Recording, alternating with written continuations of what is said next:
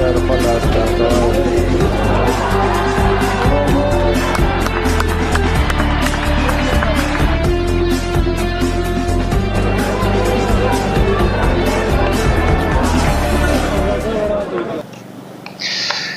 شپږیزه کرکټ لیګ د نن ورځې دوه په زړه پورې سیالۍ پای ته ورسېدې او ترسره شوې چې په لومړۍ لوبه کې د امو لوبډلې د بوست لوبډله له ماتې سره مخ کړه او د لوبې غوره لوبغاړی پکې عمران میر ونومول شو چې 15 بارزښته منډې ترلاسه کړې. د دې ترڅنګ د مقابلې لوبډلې لوري هم وسیم اکرم هغه بیټر یا توپوهونکی و چې د خپلې لوبډلې لپاره یې 15 شپېته قیمتي منډې ترلاسه کړې، خو د لوبې په ګټه بریالي نه شول. د دې ترڅنګ فضل حق فاروقي هغه توپ اچوونکی و چې په دې سیالۍ کې 3 وکټې د خپلې لوبډلې لپاره ترلاسه کړې وې.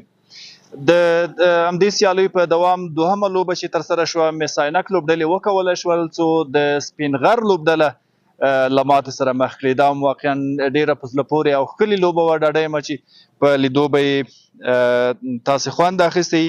اجاز احمدزی هغه څوک و چې قسم په مقابله لوبډله کې و 15 ډېرې ګړندۍ او چابکې منډې ترلاسه کړې او په میدان کې ناست ننداره کوونکي تماشاچیان یې خوښ وساتل او ګراونډ یې په ځواک او شور راوستی و. د دې ترڅنګ په مقابل کې د میساینک لپاره مجیب الرحمن هغه نوم و چې له یو ځنډ وروسته ډېر ښه راګرځېدلی و او د خپلې لوبډلې لپاره یې 3 وکټې ترلاسه کړې وې.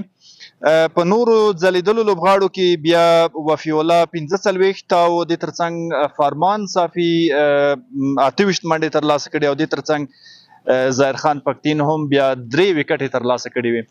ویلی شو چې سبا به هم د شپږیزې کرکټ لیګ د سیالیو په دوام دوه ډېرې مهمې لوبې ترسره کیږي. په لومړنۍ لوبه کې بند امیر د سهار په مخه کې د میساینک پر وړاندې د سیالۍ ډګر ته ښکته کیږي او د دې ترڅنګ د ورځې په دوهمه لوبه کې بیا بوست د سپین غر لوبډلې پر وړاندې میدان ته راځي.